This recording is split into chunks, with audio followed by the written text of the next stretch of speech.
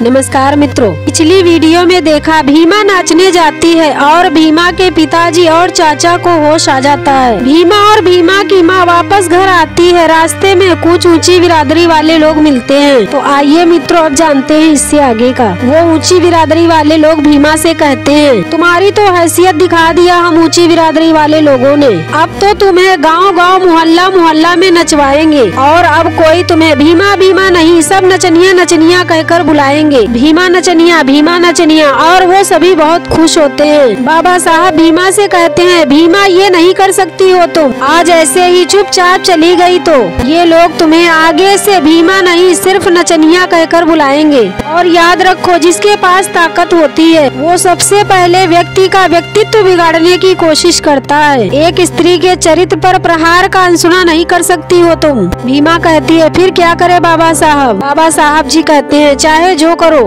मगर पहले इन्हें चुप कराओ, क्योंकि अगर आज तुम यहाँ से चुप होकर चली गई तो फिर कभी बोल नहीं पाओगी। चुप कराना होगा भीमा, क्योंकि सहनशीलता अगर हर परिस्थिति में विनम्र रहे तो वह कमजोर पड़ जाती है। ऊंची बिरादरी के सभी लोग भीमा को नचनिया बुलाते हैं। भीमा नचनिया।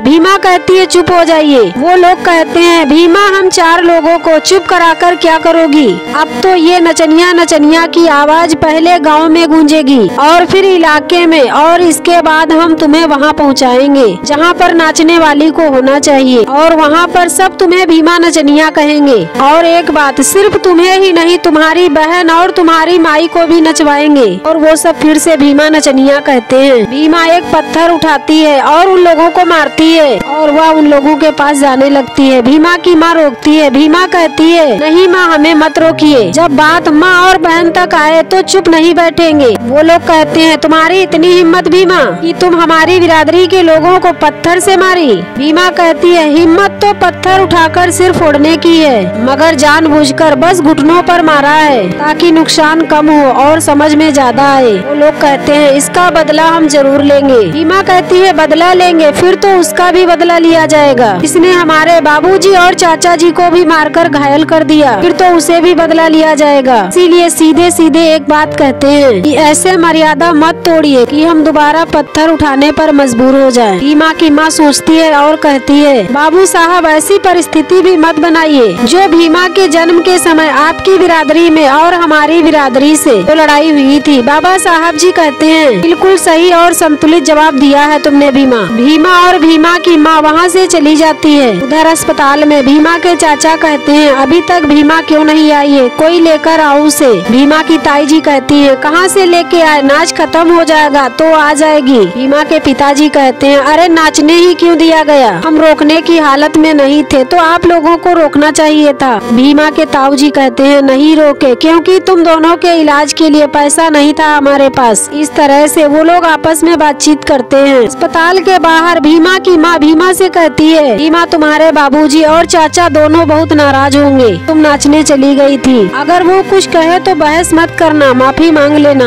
और जब हम कहे तभी वो पत्थर उठाने वाली बात कहना कि हम उस बात का जिक्र नहीं करना चाहते हैं। आज जो भी कुछ हुआ वो बस यही रफा दफा हो जाए। तभी कलिका सिंह आ जाता है और कहता है, क्या रफा दफा किया जाए? क्या बात है? भीमा की माँ कहती है, कुछ नहीं बाबू साहब। कलिका सिंह कहता है, ऐसे कैसे कुछ नहीं, कुछ तो बात होगी, क्या बात है? सीधे सीधे बता दो। भीमा की माँ कहती है, कुछ नहीं बाबू साहब, माँ बेटी आपस में बातें कर रहे थे। तभी भीमा की दीदी बुलाती है, भीमा बाबूजी को होश आ गया है। भीमा और भीमा की माँ बहुत खुश होती है और वह अंदर जाने लगती है। कलिका सिंह कहता है, जब तक कुछ बताओगी नहीं तब तक हम अंदर जाने नहीं देंगे। भीमा कहती है, जहाँ हम नाचने गए थे हाँ एक आदमी बदतमीजी कर रहा था तो हमने एक पत्थर उठाया और उसके घुटने पर मार दिया और ये कहा कि अगर ऐसा दोबारा कहा सीधा सिर पर मारेंगे। और हमें लगता है कि यहाँ पर जितने भी ऊंची बिरादरी के लोग और हमारी बिरादरी के लोग हैं वो हमारा ही समर्थन करेंगे, क्योंकि माँ और बहन के बारे में कोई ऐसा सुनेगा नहीं। और उन लोगों से पूछती है, बताइए आप सब सुनेंगे क्या?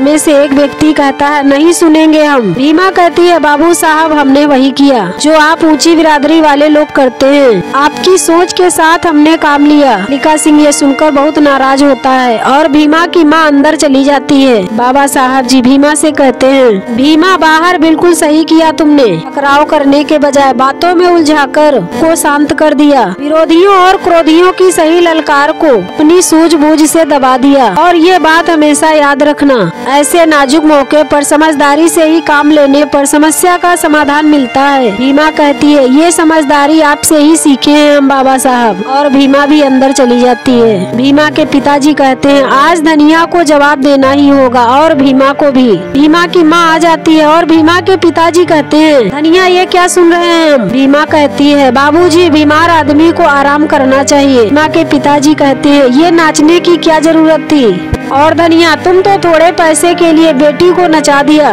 भीमा कहती है, माई ने नहीं, हमने नाचने का फैसला किया था। भीमा के पिताजी कहते हैं, अरे क्यों किया था? भीमा कान पकड़कर माफी मांगते हुए कहती है, लोगों ने तो बता ही दिया होगा। अगर आप हमारे बाबूजी हैं, आपको हम कोई सफाई नहीं देंगे, मजबूरी नहीं बताएंगे, बस माफी मांग लेंगे हम, हमें माफ कर दीजिए। भीमा के पिताजी कहते हैं, ये सब ठीक नहीं हुआ, इससे अच्छा तो हम मर ही जाते।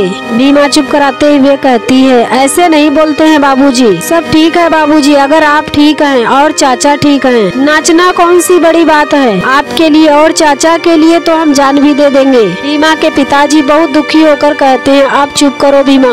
और इसी के बाद एपिसोड नंबर 83 समाप्त हो जाता है। मित्रों, ये कहानी आप लोगों को कैसी लगी कमेंट कीजिएगा और हमारे चैनल को लाइक और सब्सक्राइब कीजिएगा। जय भीम, जय भारत, जय संविधान।